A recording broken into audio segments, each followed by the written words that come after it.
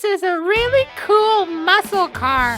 I think you're gonna really like it. It's black and it has wheels on it and it's really cool. You heard it for yourself, folks. That was Tickle Me Elmo, and he approves of this muscle car. Now, it may not even be a muscle car by definition.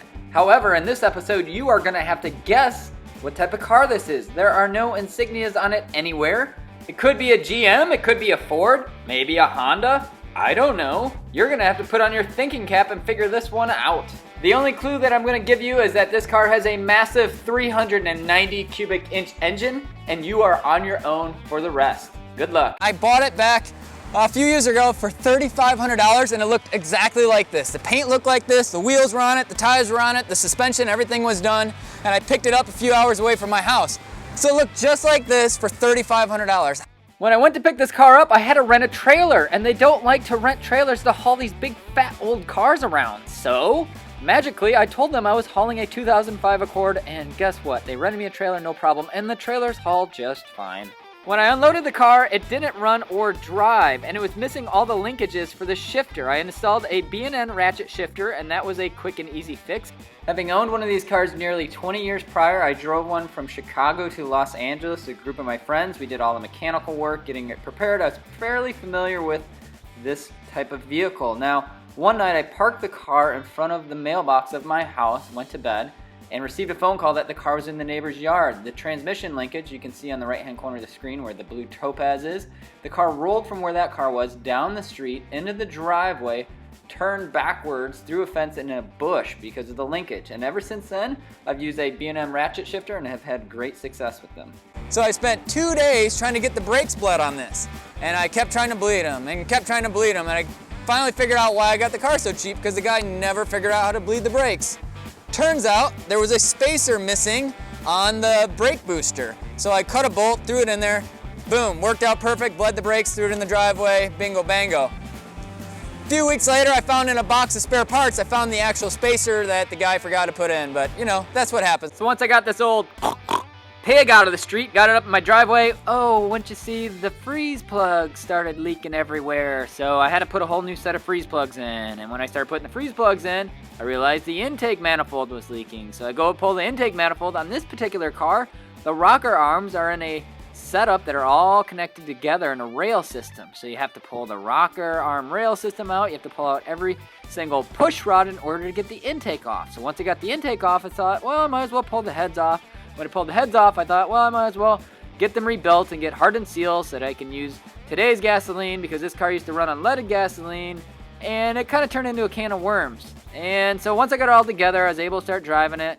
Oh, wait, no, I wasn't able to start driving it because the transmission would not shift out of second gear. So I did all this engine work, went to drive around the block, so I pulled the valve body on the transmission, and lo and behold, all the bands were rusty. I had the valve body out a few times trying to put a Band-Aid on it, and it never worked. So I came to the conclusion that I had to have the car towed. Ugh, I've never had a car towed to a shop to have work done, other than the GTO. That was a little bit of a different story for some of the restoration stuff. But to have a mechanical thing fixed on a car, it killed me. So a tow truck came and I died a little inside. I was going to attempt the transmission rebuild on my own. However, you need a nice, clean, orderly shop that's large where you can put all the parts and pieces. And it was $800 for a rebuild kit, or it was $1,300 to have a professional take it out of my car, rebuild it, put it back in. I'm like, well, if I screw it up for $800, it doesn't make any sense. So that's the decision I went with. I think it would have been fun learning how to do the trans rebuild, but that's what I went with.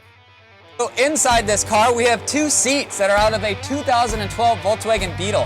When I picked up this car, it actually had a bench seat that was in the back, and it was in the front, wasn't bolted down or anything, and I liked it, and I drove it around for a while with that, and I thought, you know what, I want to get some really cool looking seats. And I was looking at all the prices of the seats, and I thought, you know what, I'm like, there's got to be a better option out there. So I went out to a local pick and pull junkyard, I found these seats, and I'm like, these are really awesome. They've kind of got a carbon fiber look to them. However, they had airbags in the side. I went to go buy them, they go, we can't sell them to you with the airbags. So I went and cut some airbags out of a different car, brought the seats up with the airbags in hand, and the guy felt the side, he's like, I need to see there's no airbags. So I literally had to pull all the hog rings out and pull the seat up and pull the airbags out and do it the right way. What I like about this car is it was built to be a driver. You didn't have to worry about going to the grocery stores and worry about door dings. You didn't have to worry about the dog clawing it up when she got in. Heck, I even used it to haul things. It hauled wood, it hauled doors. And the best thing of it is, some of the stuff that I couldn't even fit in my own trailer and truck fit in the back of this car with the trunk closed. What didn't fit in that truck and trailer did fit in this 67 Galaxie with the trunk closed.